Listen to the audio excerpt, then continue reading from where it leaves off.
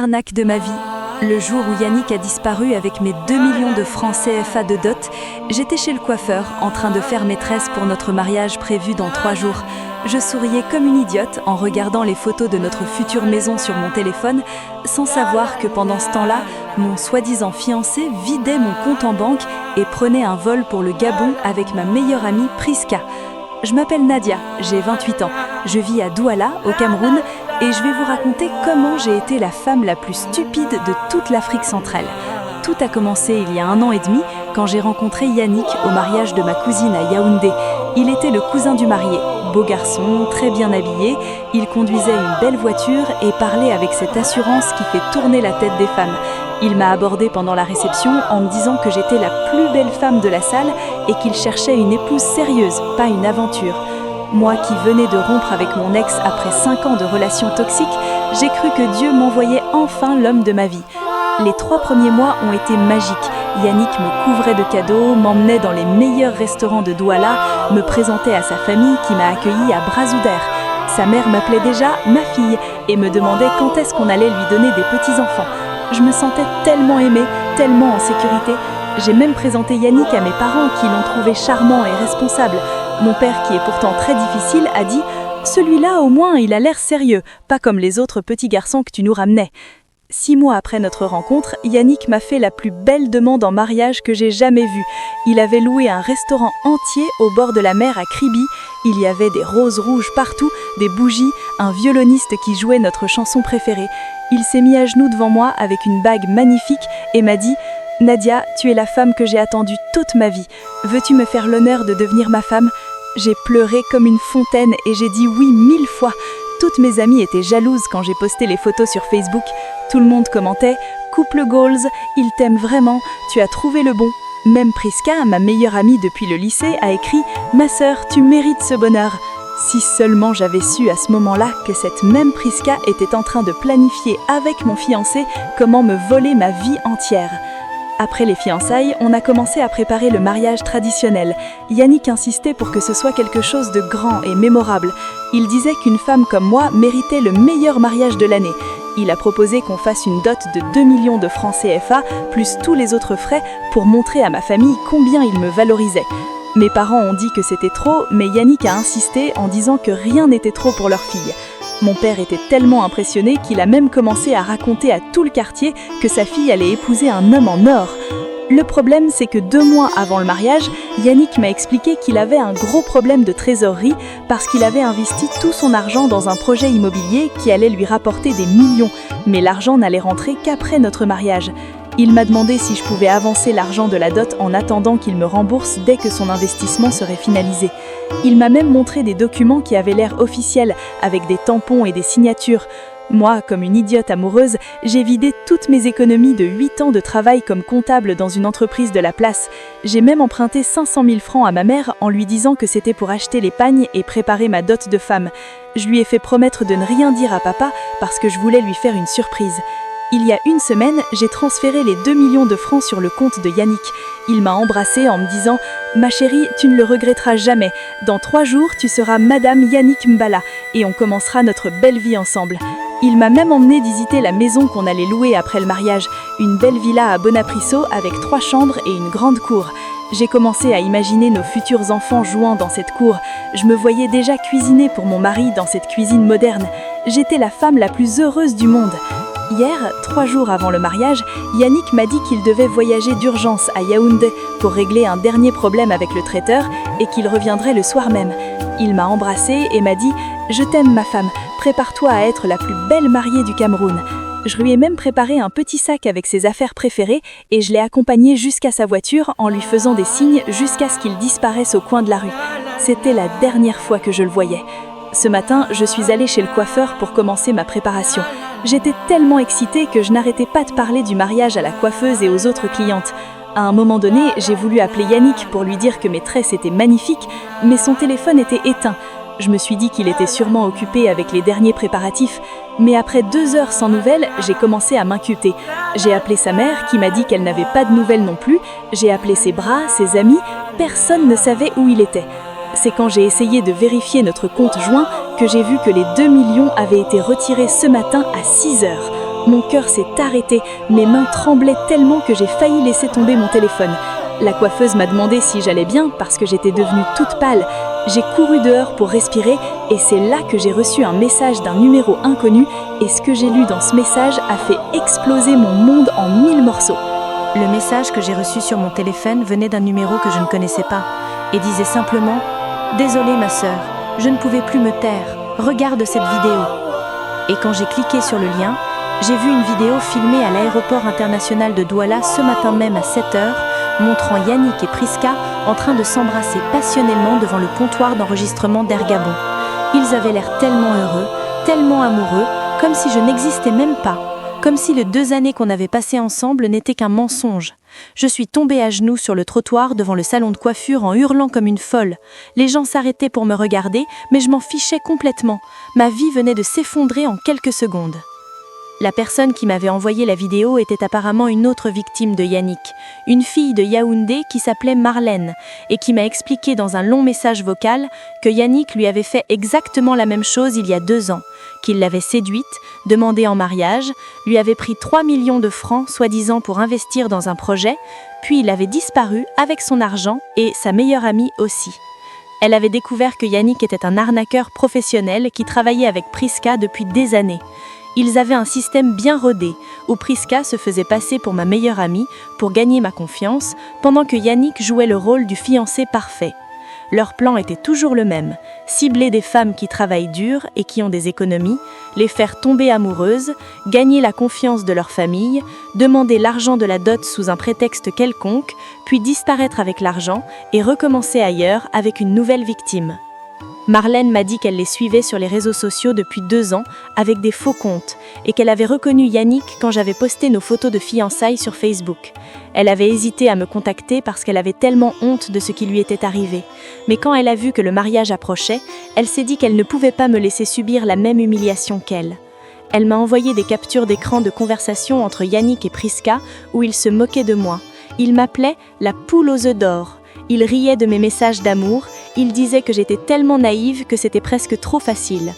Priska écrivait « Nadia est tellement aveuglée par l'amour qu'elle ne voit rien venir. C'est notre meilleur coup jusqu'à présent. » Et Yannick répondait « Je sais, elle m'a même présenté à sa mère qui lui a prêté de l'argent. Ces gens sont trop confiants. Dans 3 jours, on sera au Gabon en train de dépenser leur argent pendant qu'ils nous cherchent partout. » Je suis restée assise sur ce trottoir pendant 2 heures, à pleurer en lisant tous les messages que Marlène m'envoyait. Elle m'a expliqué qu'elle avait essayé de porter plainte à la police, mais que Yannick utilisait toujours de fausses identités et de faux documents. Son vrai nom n'était même pas Yannick Mabala, sa soi-disant famille n'était qu'un groupe d'acteurs qu'il payait pour jouer les rôles. La maison qu'il m'avait fait visiter appartenait à son complice, qui la louait spécialement pour arnaquer les gens.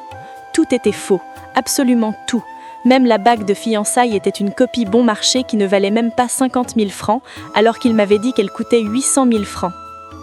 Quand j'ai finalement trouvé la force de me lever, je suis rentrée chez moi comme un zombie.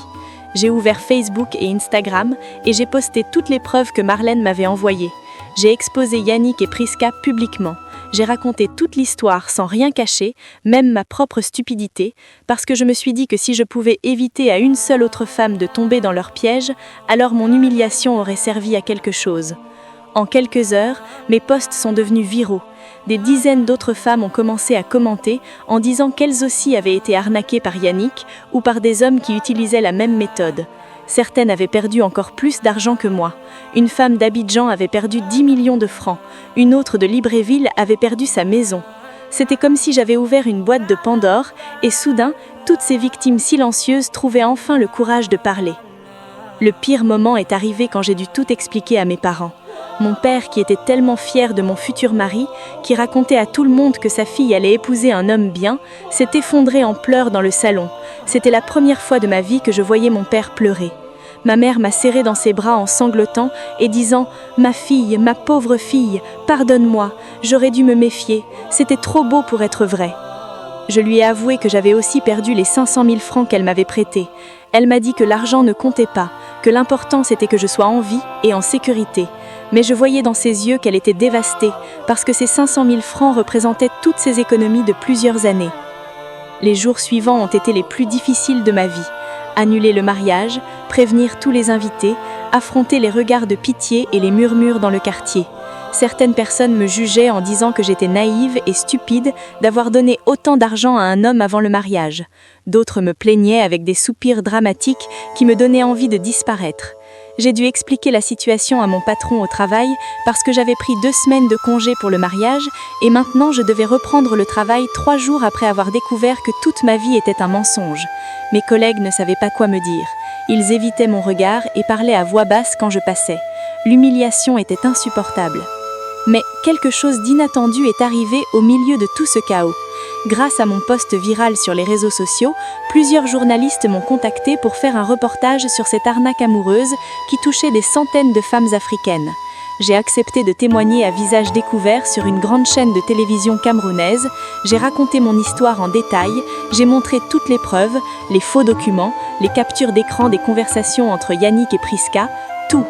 Et après l'émission, j'ai reçu des milliers de messages de soutien de femmes partout en Afrique qui me remerciaient d'avoir eu le courage de parler. Certaines me disaient que mon témoignage les avait sauvées d'arnaques similaires. D'autres me racontaient leurs propres histoires et me demandaient des conseils pour s'en sortir. La police internationale a finalement réussi à localiser Yannick et Priska au Gabon 3 semaines après leur fuite. Ils ont été arrêtés dans un hôtel de luxe à Libreville, en train de dépenser mon argent et celui d'au moins 5 autres victimes. Ils ont été extradés au Cameroun et jugés d'escroquerie, de faux et usage de faux et d'association de malfaiteurs. Grâce aux témoignages de Marlène, de moi-même et de 7 autres victimes qui ont porté plainte, ils ont été condamnés à 8 ans de prison ferme et à rembourser toutes leurs victimes. Bien sûr, je sais que je ne reverrai probablement pas jamais mon argent parce qu'ils ont déjà tout dépensé, mais au moins ils ne pourront plus faire de mal à d'autres femmes pendant longtemps. Aujourd'hui, 6 mois après cette tragédie, je commence lentement à reconstruire ma vie. J'ai déménagé dans un nouveau quartier pour échapper aux regards et aux jugements, j'ai changé de numéro de téléphone, j'ai supprimé tous mes comptes de réseaux sociaux, sauf un que j'utilise maintenant pour sensibiliser les femmes sur les arnaques amoureuses. J'ai créé un groupe de soutien pour les victimes d'escroqueries sentimentales où on se retrouve 1 fois par semaine pour parler, pleurer, rire aussi parfois, et surtout pour se rappeler qu'on n'est pas stupide, qu'on est juste des femmes qui ont aimé et qui ont fait confiance, et que ça ne devrait jamais être une source de honte. Ma mère m'a pardonné pour l'argent perdu. Elle dit même que c'était une bénédiction déguisée, parce que j'ai échappé à un mariage avec un criminel qui aurait probablement ruiné toute ma vie. Mon père a mis plus de temps à s'en remettre, mais maintenant il me serre dans ses bras chaque fois qu'il me voit et me dit qu'il est fier de mon courage. Quant à mes économies de 8 ans de travail, elles sont parties, mais je me dis que j'ai 28 ans, je suis en bonne santé, j'ai un travail stable et je peux recommencer. L'argent peut se gagner à nouveau, mais ma dignité et ma force, personne ne pourra jamais me les voler. J'ai appris des leçons terribles mais précieuses de cette expérience. J'ai appris qu'il ne faut jamais donner d'argent à un homme avant le mariage, peu importe ses excuses. J'ai appris que si quelque chose semble trop beau pour être vrai, c'est parce que c'est faux. J'ai appris que les vrais amis ne couchent pas avec ton fiancé et ne complotent pas pour te voler. J'ai appris que l'amour ne devrait jamais nous rendre aveugles au point d'ignorer tous les signes d'alerte. Et surtout, j'ai appris que se relever après une trahison aussi profonde est possible, difficile, douloureux, mais possible. Si vous regardez cette vidéo et que vous êtes dans une situation similaire, si un homme vous demande de l'argent avant le mariage, si votre meilleur ami semble trop intéressé par votre relation, si quelque chose dans votre cœur vous dit que quelque chose ne va pas, s'il vous plaît, écoutez cette petite voix, faites des vérifications, posez des questions, n'ayez pas peur d'avoir l'air méfiante ou parano. Votre sécurité financière et émotionnelle vaut mieux que l'image d'une femme amoureuse et confiante. Et si, comme moi, vous avez déjà été victime d'une arnaque amoureuse, sachez que vous n'êtes pas seul, que ce n'est pas votre faute, que vous méritez de guérir et de retrouver le bonheur. Ne laissez personne vous faire sentir stupide ou coupable d'avoir aimé. L'amour est beau et nous avons le droit de faire confiance. Ce sont les arnaqueurs qui sont criminels, pas nous qui sommes victimes. Alors relevez-vous, parlez, dénoncez et surtout n'ayez jamais honte de votre histoire, parce que votre histoire peut sauver quelqu'un d'autre. Quant à moi, je continue ma vie avec plus de sagesse, plus de prudence, mais aussi avec l'espoir qu'un jour je rencontrerai un homme véritable qui m'aimera pour qui je suis et non pour ce que j'ai sur mon compte en banque. En attendant, je travaille dur, j'économise à nouveau, je reconstruis ma confiance en moi et je me rappelle chaque jour que j'ai survécu à Yannick et Priska, ce qui signifie que je peux survivre à n'importe quoi. Et ça, mes amis, ça n'a pas de prix. Si cette histoire vous a touché, mettez un pouce bleu pour me soutenir et m'aider à sensibiliser d'autres femmes. Chaque like aide cette vidéo à atteindre plus de personnes qui en ont besoin. Dans les commentaires, dites-moi, avez-vous déjà vécu ou connu quelqu'un qui a vécu une arnaque amoureuse? Partagez votre expérience pour aider d'autres victimes à ne pas se sentir seules. Abonnez-vous à cette chaîne pour plus d'histoires vraies et de témoignages qui peuvent vous aider ou aider quelqu'un que vous aimez. Activez la cloche de notification pour ne rien manquer.